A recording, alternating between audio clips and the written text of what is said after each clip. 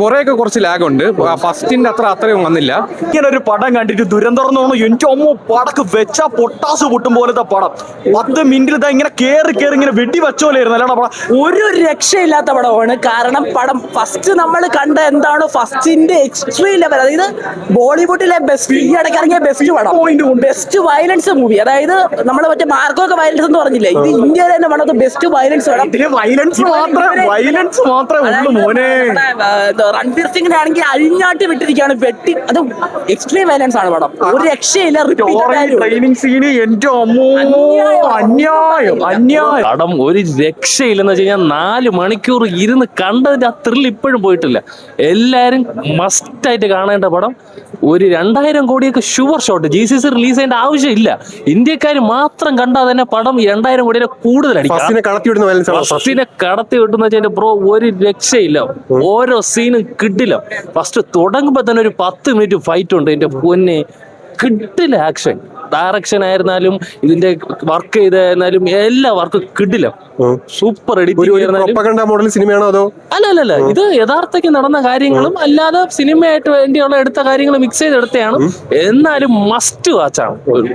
Average മൂവിയാണ്. പിന്നെ കുറെ മോദിയെ കുറച്ച് പുകഴ്ത്തുന്ന കുറച്ച് പരിപാടികളൊക്കെ ഉണ്ട്. ഈ നോട്ട് നിരോധനമൊക്കെ വന്നത് ടെററിസ്റ്റ് അറ്റാക്കിനെ പേടിച്ചാണെന്നൊക്കെ പറഞ്ഞിട്ട് കുറെ സംഭവങ്ങളുണ്ട്. അതൊക്കെ എന്തോ ഇവിടെ ഓടുമെന്ന് എനിക്ക് അറിയില്ല. നോർത്തിലൊക്കെ ഭയങ്കരമായിട്ട് ഓടുമായിരിക്കും. പക്ഷേ കുറെയൊക്കെ കുറച്ച് ലാഗ് ഉണ്ട്.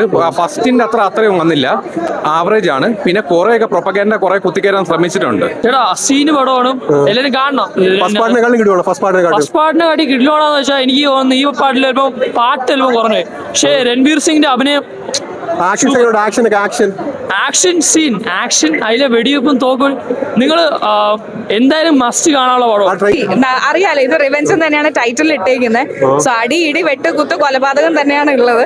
പക്ഷെ എനിക്ക് ഫസ്റ്റ് ആണ് കുറച്ചുകൂടെ ഇഷ്ടപ്പെട്ടത്. കാര്യം എന്ന് വെച്ചാൽ അതിൽ നമുക്ക് കുറച്ച് മാസ്, ആ വില്ലനും റഹ്മാനെ കൊല്ലുന്നതും അതൊക്കെയാണല്ലോ. ഇത് റിവെഞ്ച് ആണ്. As the title says it's the entire revenge. പിന്നെ ബിട്രയലും എല്ലാം ഉണ്ട്. കണ്ടിരിക്കാം, നല്ല പടമാണ്.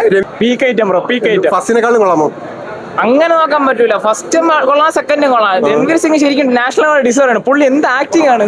സൂപ്പർ സ്റ്റാർ പദവിയിലോട്ടാണ് പുള്ളി പോയിരിക്കുന്നത്. ഇതിനകത്ത് പുള്ളി പക്കാൻ അയച്ചു വിട്ടേക്കോണോ? പുള്ളി അയച്ചു വിട്ടേക്കോണോ ഇതിനകത്ത് ഡയറക്ടർ?